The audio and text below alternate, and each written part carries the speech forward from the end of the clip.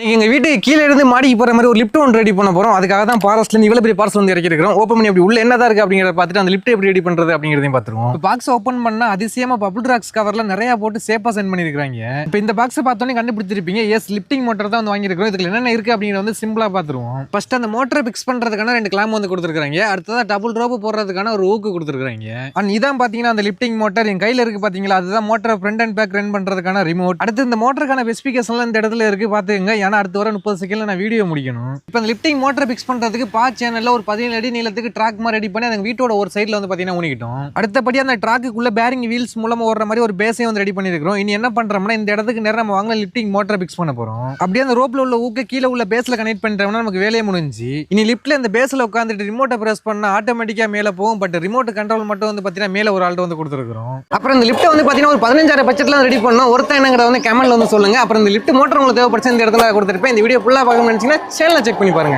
போதும், நான் பேசி முடிச்சா சரி. இறக்கடா மேல மட்டும் போயிடும் போல.